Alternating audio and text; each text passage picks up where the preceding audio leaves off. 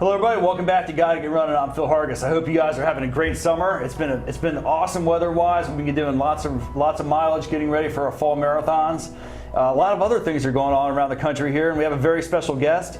And we'll get to him in just a second, but for right now I want to get together with the great guys we have here in the studio. We've got Chris Farley, the co-host, and Mike Wardian, who's basically now a co-host. Mike, good to see both of you guys again, man. How's the summer going? It's going great. Yeah, we're really excited to have a couple of studs on and that's not me and you. We're not the couple of studs here, but Mike is here to join us. You know, he's been on a number of shows. So yeah, Mike, how you been doing, man? I've been doing great, man. Coming back from injury, you guys had me on as I was getting over that, and so I've been building back up and getting out there. I've been racing a lot, getting to go to some neat places to compete, and headed out to Kauai this weekend to run a marathon out there to try and run a fast race. I've seen Mike on the bike out there too. So not only does he run, I think he bikes back and forth to work and every which way in DC and Arlington. So yeah, it's good to see you're healthy again and out getting fit, and looking forward to seeing you run and do well this next season, this fall.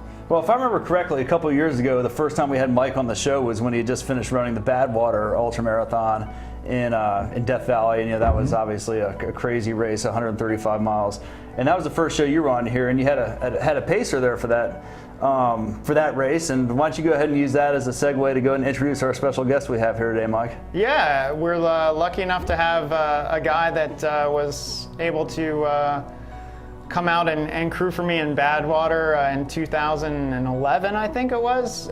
Ian Sharman, he's a stud, so I was lucky to have him on my crew, and since then he's continued to be an amazing stud of an athlete, and he just this past weekend won the Leadville 100-miler out in Colorado as part of his quest to set the fastest time for the Grand Slam of ultramarathoning, which is Western States 100-miler, Vermont 100-miler, Leadville 100-miler, and Wasatch 100-miler all in the same calendar year. Wow. Ian, that's awesome, man. Congratulations. Yeah, that's an amazing. I had no idea where. Ian, what's up, buddy? How are you? Yeah. I'm good. Thank you so much for having me on the show, and you're embarrassing me already.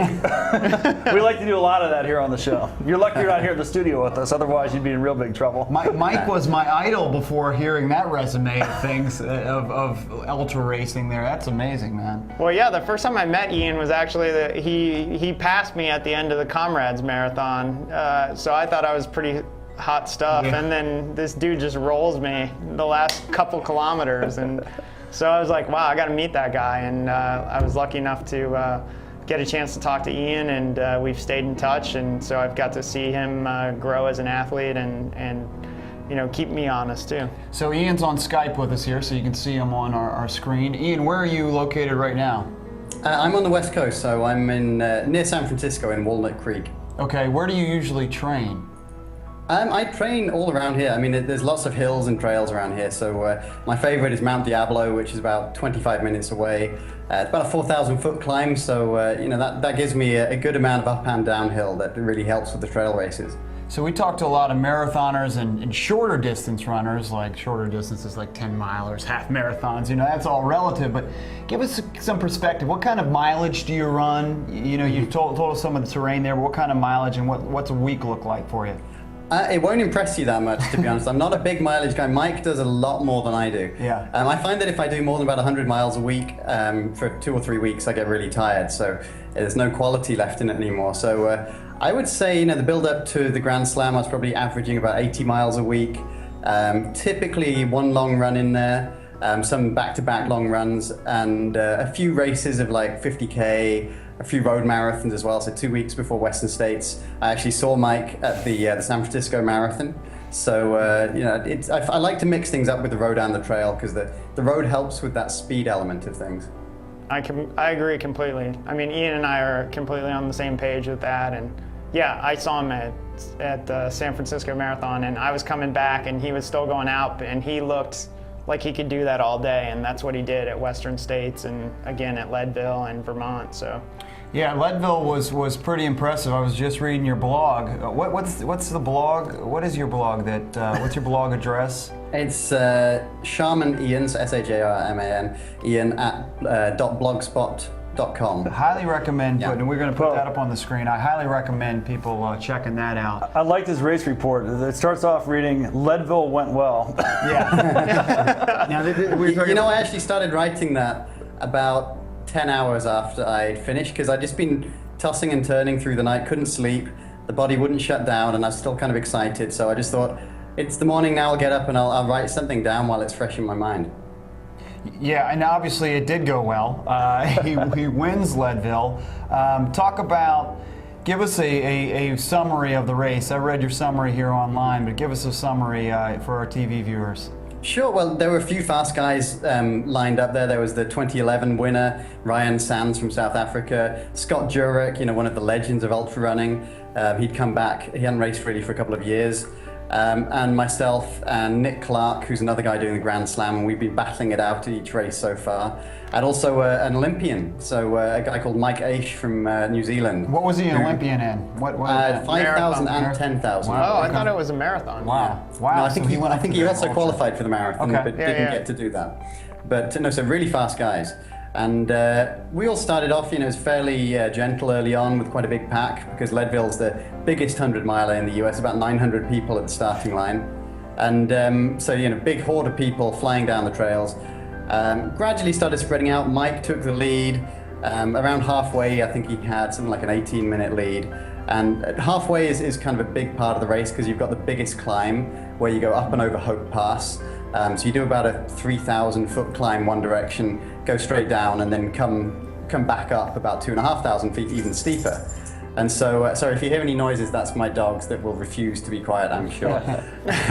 But so he was in the lead. I managed to get into second by about halfway, just trying to keep things as comfortable as possible. Gradually caught up with him, about mile 67, I think I caught him. And then things were going really well. I was happy, I was in the lead, which I hadn't expected, especially with the 200 milers in the previous 7 weeks. And then about 85 miles in, things got really tough. I was getting dizzy, kind of delirious. I was tripping over rocks on the trail, definitely slowed down. And Nick Clark at this point had moved into second. And so the guy that I know I've got to stay ahead of to get the Grand Slam record. And he was closing down by the last aid station, about 13 miles to go. He was 10 minutes behind. And so as soon as I got that update, I somehow just kind of got an adrenaline rush, kicked it up a gear, and just really, really pushed it to the finish, finishing in 16 hours and 30 minutes, and just completely wiped out. And Nick was about half an hour behind. And that was, if I'm not mistaken, wasn't that one of the faster times on that course? Yeah, I think it was the fourth fastest, I was told. It's only 30 seconds behind the third fastest, which was run last year. But in fairness to him, he had a longer course. They've had some changes, and I think he ran about 2.5 miles more than me. Yeah, they put in some more single track or something, or? Yeah, so I think last year there was a new section of single track they added just around the halfway point, and that added distance. And this year they somehow shortcutted that to make it back to 100 miles. But still single track there. Well, they had that. They took away that fish hatchery aid station, I guess. And you still go past it. They just slightly changed where they had an aid station. Oh, okay, I see. Because I was watching that. I was following the race online. I noticed the fish hatchery wasn't there. I was out there in 2011, the year Ryan won, and got a chance to see some of the course out there, and was supposed to pay somebody, but they ended up dropping at the. But a lot of people do. I think it's only about 50% tend to finish, and it's partly because you don't need to have any qualifier to get into it. So if you've done a 5K, that's enough. Now, how do you feel about that? Do you think it's pretty cool that they allow anybody to enter that race, or would you rather see some sort of minimum qualifying standard? I think there's no issue with there being lots of people doing it. The only problem I can see is that there seem to be a lot of traffic jams and issues with that. So I'm wrestling with the dog to not come on TV at the moment. There seem to be plenty of traffic jams with just the crew cars getting in the way. So it's more that 900 people seems to be an upper limit of what they can really deal with. I heard there was a lot of trouble with out and back on the course too. Yeah, I think several of the aid stations get so congested there were lines of cars for a mile or two. But luckily I was far enough to the front that I didn't have the traffic jams, which made life a lot easier. So 16:30, I just did the quick math here. That's about 10-minute pace, is that right? Yeah, almost exactly, yeah. Pretty phenomenal over 100 miles. Looking at the course, it looked like there's a lot of elevation and, I mean, almost places where you got to hike. Is that the case? Oh, completely. Yeah, I mean, it's surprisingly flat in between each of the climbs.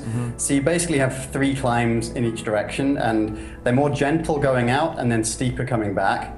And the rest of it is pretty much flat and easy and fast. So when I saw that on the way out, I was thinking I've got to save enough energy to be able to run these well, because there's no reason I couldn't do a good pace on them. But yeah, I hiked a lot that race, particularly Hope Pass. You're really hiking and not running portions of the race. Like, how much of the race is a hike / walk, or whatever you want to call it?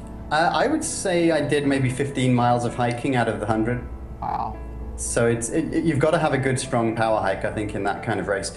And it's not just that it's steep, it's the fact that it's all at 10,000, 11,000, 12,000 feet. So if you try and run up it, it's a lot harder than doing that at sea level, and it just gets your heart rate going up. So I was trying to manage that as well as I could. And I do a lot of practicing for the hiking, partly because I'm not a very good uphill runner, to be honest. But because of that, it helped that every time it got steep enough that I had to hike, other people were maybe doing a bit of running, then a bit of walking, then a bit of running, and it was just less efficient for them. So do you do a lot of altitude training, or not much, right? Not really. I live at 100 feet, and Wow. The closest I can get to the mountains is Lake Tahoe, but that's just a few hours away, so I don't exactly go out there much. And you need to be at somewhere for a few weeks to get any benefit. But what I did do is I went out to Colorado for 2 weeks before the race. I did some hiking, went up to about 14,000 feet, and a few days where I was above the high point of the Leadville course as well. Now, how did that feel for you the first couple days you were out there and acclimating to the altitude? Did you notice it right away, or was it not a big deal, or how would you describe that? You definitely notice it. Yeah, I mean, it's more when you run than when you hike. I don't tend to get sick from altitude, but I was being very cautious and I wasn't trying to push anything. But even a few days before the race, I tried to do just a couple of fast miles through downtown of where I was staying, and that was about 6,500 feet, completely flat, and I couldn't break a 6-minute mile. So the altitude was definitely affecting me, because I can go quicker than that in a marathon. So Yeah. it should have been quicker, and that wasn't the best confidence boosting run. Yeah, that happened to me when I was in Ecuador. I was the same thing, man. It was like, I was fine actually on the flats, but as soon as I tried to drop the pace below 6, or like there was any type of climb, it was there for sure. Yeah. No, that didn't help, but at least on race day it felt okay. So you don't use like a hypoxico or anything like that? Well, what's a hypoxico? Give me a definition of that. That's an altitude tent basically, Okay, so you can gotcha. simulate being at a high altitude. And I haven't used one before, but I am going to use one now between Leadville and the last of the races in the Grand Slam.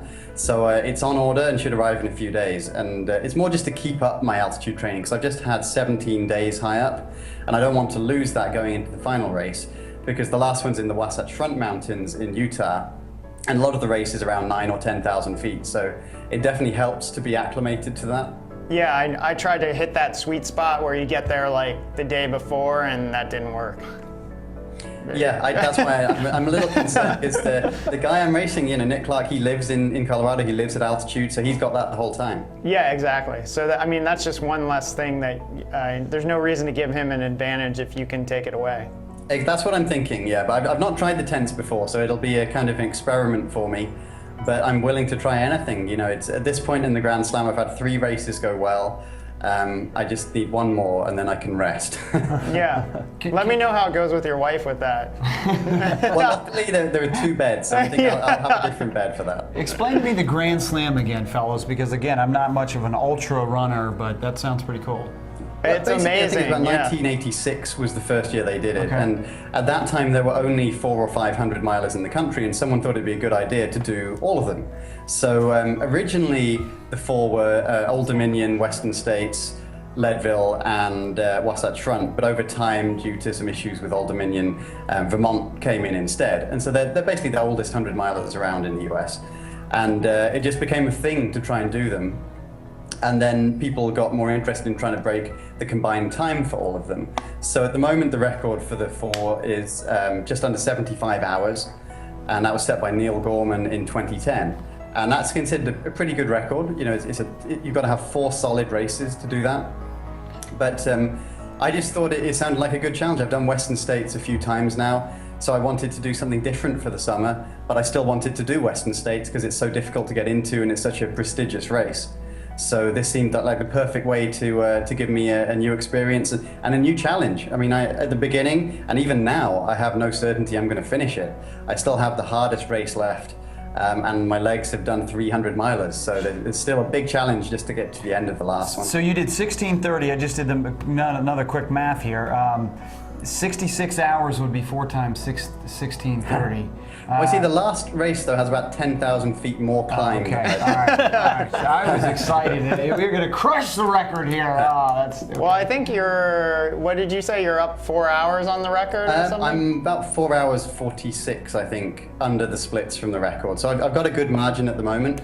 But in a mountain ultra, you can easily lose several hours, just from having one bad patch. So I'm not counting my chickens. and a good thing to bear in mind for me is that Scott Jurek was several hours under the record when he tried it in 2004. He started off with the course record at Western States, then did good races at Vermont and at Leadville, but he had a really bad day at Wasatch and didn't break it. So if someone of that quality at the peak of their powers didn't break it, it definitely makes me feel very cautious going into the last race. And you have about an hour on Nick or so? You're just over an hour ahead of Nick, so both of us are well under the splits at the moment. So I'm certain one of us will break it, if not both. But really, it comes down to a head-to-head race. We've just had that where we were first and second at Leadville, and I think the last race is going to kind of be similar. That if he's ahead of me, it's going to be game on. And he's won Wasatch before, while I've never run it. So it definitely makes it interesting, I think. And nothing is certain at all. Well, yeah, and I think it's also interesting that you guys, it's not supposed to happen that the people going for the 4 or for the Grand Slam are supposed to be winning these races. Like these are like target races for some of the best people in the world, right? And so yeah, well, certainly Leadville and Western States are. The other two are definitely a little less competitive, but Western States is just some of the best guys in the world lining up in a deep, deep field. And you got Leadville, fourth, like I described, there are some really fast guys there, but luckily for me, they didn't quite nail it on the day. Yeah. So how did you handle your nutrition then? Like the normal eating off the tables, or did you do something different? I always try and eat a little bit of it off the tables to get some variety, but on top of that, just eating as many Cliff bars and Cliff gels, and they're my sponsor, so I just eat loads of their stuff, and the more of that I can get in me, typically the better. But I do find that at altitude, I think most people probably undereat, and I'm sure I did too, and that's probably why I had that bad patch at 85 miles, because your stomach doesn't work quite as well when you're at 10,000 feet and you're exercising. Right, but were you practicing that ahead of time then when you were out there for those 2 weeks? Or? No, not really. I was practicing it in terms of the fact I'd done 200 milers. I mean, the way I've approached the summer is train as hard as I can for Western States, and that should be training for the other ones. And then each and every 100 miler is kind of my long run for the next one. Right. And then it's all about recovery between each of them. So you're not going to try to do like a mile the next day or something, or? No, I've done no running since Leadville. I won't do anything for a few more days, and then I'll just do every other day. It feels like I'm kind of slacking off this summer because I'm doing hardly any running, and my mileage is way lower, except one day every 3 to 4 weeks. Where you just go crazy. Where it goes a little bit weird, but it seems to be working. I mean, focusing more on hiking and recovery than on running is definitely, I think, the most sensible way to do things, because the body gets so damaged by a 100 miler. There's no real benefit in trying to then train hard, because all you're going to do is damage it more rather than make it better. That's incredible. Yeah, that's such a shift from the shorter distances of 10Ks, 10 milers, half marathons that I deal with most of the time. But that's very, very interesting. You talked about Cliff helping you with your nutrition. What are all your sponsors? What other sponsors do you have? I run for Scott Running, so they provide the shoes and the clothing and stuff that I wear. And they're a bigger name in cycling and skiing, but in the last couple of years they've moved over to running, and they've started an ultra team this year that includes some big names like Sage Canaday, who, if anyone's familiar with basically ultra racing this season, he is just destroying course records left, right and center. So it's really cool to be part of that team. And the shoes are just working so well for me as well. I've used just one pair of shoes for each of the 100 milers. I don't switch it out. Also, I've got Julbo sunglasses, so I'm loving that. Mike's on that team as well, I believe. That's true, yeah. I love those things. And Dave's Killer Bread, which is I used to live in Oregon. It's just a bread company there that makes really good quality bread. Although I don't really use that in the race itself as much. So yeah, it's been a good group of sponsors just providing all the kit. The other one is Ultra Aspire, who provide hydration backpacks and handhelds that are specific for ultras. So it's a load of ultra runners that started the company up. Yeah, I actually was lucky enough to meet them out at OR after Speed Goat, so that was actually kind of cool. What is your coaching also, right? Yeah, so that's what I do full time now. I'm an ultra coach online, and I coach people all over the world. So to be honest, the Grand Slam going well to me is like a perfect way to promote the coaching, because it doesn't come down to luck to do well in all the races. You might have one race where you're kind of lucky and things come together, but it's all about the recovery and the way that you approach them and the tactics. So I think it's really useful for me to learn more things and to also put into practice the things that I think I know and then refine them so that I can help my coaching clients. So why don't you take me through, I use an online coach, a guy, John Sinclair, he lives out there in Fort Collins, Colorado. Why don't you describe to us what services you get from Ian Sharman with your coaching? Yeah, well, I basically do a call, depending on what service you buy, but a call either once a week, every couple of weeks, or once a month, that is either Skype or phone call. And that's where we really can discuss things and get into what's going well, what's going badly, what we need to work on. And then in between that, we also have emails to deal with any other questions and to make changes to their training plan. Then they get an online training plan that gets updated as much as necessary to fit in with their lifestyle and to react to how they're responding to the different training runs. So rather than saying, here's 6 months of training, just do this no matter what, and then ask me questions along the way, it's really refining it and individualizing it so that every time something goes well or badly, we react to that. So you give him like 1 week at a time or a couple of days at a time? Usually a couple of weeks at a time, but then that may change, particularly if there's any kind of injury or it'll focus around the races they do. So if they suddenly want to do another race, we might change things to fit that in. But yeah, it's just to adapt it to whatever we need to do. Or if they get a business trip that suddenly gets in the way, we shift things around and work out the best way to still fit in the best runs possible. Yeah, that's one of the things that people ask me is like, when I tell them I have an online coach that I've only met a couple of times, and he lives in Fort Collins, Colorado, they're like, well, how does he see you run? It's like, you don't really need to see somebody run to actually coach them through. Yeah, it's not just about holding a stopwatch on a track. I think that's more for the short distance stuff, where there's a bit more kind of generic speed involved, where everyone is doing the same kind of thing. With an ultra, it's more about the experience needed and the knowledge of how do you deal with, say, a mountain race? How do you deal with a jungle race? What are the things that are going to affect that? What do we need to include in the training to get someone ready for the specifics of the types of races they want to do? Or even a lot of them, it's just they want to increase the distances they're doing. So they've done a 50K, they want to do a 50 mile, that kind of thing. And so just what other challenges would they have to deal with, both physical and mental, and then trying to practice those, find out where the weaknesses are, and then kind of really work on those weaknesses. Well, that was going to be one of the questions I want to ask you too. So say I'm doing my first JFK this fall, and so once I complete JFK, how much longer will it be until I'm qualified and built up enough endurance to do a 100-miler?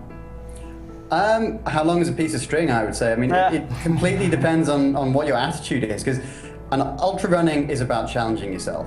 So to some people, that means they want to go straight from doing a marathon today to doing a 100-miler in a month. And they're going to have a worse time of it, guaranteed. That's not the optimal way to do 100, but it gives them a challenge, and that is often the main thing they want. It may just be to try and finish it. Personally, I prefer to kind of build up gradually, and I took about 5 years between my first ultra, which was 54 miles, and my first 100-miler. And I think that was a good amount of time, but some people are, it's partly impatience and partly just wanting a different challenge. My challenge in that time was I was trying to get faster at different distances, but everyone has different motivators, and for some of them it's to try and run longer instead of to try and run faster. So I would say don't do it too quickly after a 50-miler, but you could feasibly be doing one next year if you wanted. So say somebody wants to sign up for your coaching services, where can I go do that? On my website, so sharmanian.com. Yeah, and we've got about 2 minutes left, Ian, so we wanted to get through a couple more questions if we could. One of the ones I think that's on our list is, what does the Leadville trophy look like? It's massive. It's a huge chunk of wood that weighs about 30 pounds with a cast iron Wow. minecart on top full of rocks. Now, how'd you get So that basically, through? if they were designing something purely for weight that would be difficult to get back on a plane, they did that. And my wife said, I've got to bring the rocks back. I'm like, they're just rocks. That's the heaviest part of it. I'm going to have to leave the rocks. So I gotta know we got a minute or so left, but I want to know how you got through airport security with that thing. They asked a few questions. They were confused about what it was, but when I explained that it was from a race, and it has a little plaque on it that says what it is, so it kind of made sense. So to them. you But, couldn't, you yeah, didn't they check asked. it. You didn't check it. You carried it on, right? Yeah, which made for a very heavy backpack. Was everybody asking you about that thing? Yeah, it was kind of weird. They unpacking and going, what are these random pieces of wood and metal? Were you like hobbling down the aisle with that thing too? Or? Well, were you just showing them your belt buckle though, just pointing it in? I didn't have that on, but yeah, everything about Leadville is oversized. The belt buckle for going under 25 hours is like a saucer for a cup of tea. Yeah. So it's all a little bit too big. A little bit too big to actually wear, I think. Well, Leadville's a beautiful place, and it's a great race. Obviously, it'd be a Definitely. dream to go run that thing sometime. Congratulations on the awesome win, man. That's really awesome. Thank Yeah, you so much. and thanks for being on our show. Yeah, I really appreciate It was a pleasure and great to chat to you. I love how long's a piece of string. That's a good. I'm going to use that now, man. I love that one. All right, we got about Yeah. 10 seconds or so left. Yeah. Yeah, So- Ian, thanks a lot for joining us on Gotta Get Running. We'll definitely be in touch. We'll let everybody know how to get in touch with your coaching services and put links to your blogs and all that kind of good stuff That's for you. great. So, Thanks a lot, guys. thanks a lot, All buddy. right, thanks for having us. All right, guys, that was awesome. It was great having Ian on, Mike. Good to see you again. Farley, good to see you again. Yeah. And we'll see all you guys out on the roads for a race here soon on Gotta Get Running. Goodbye, everybody.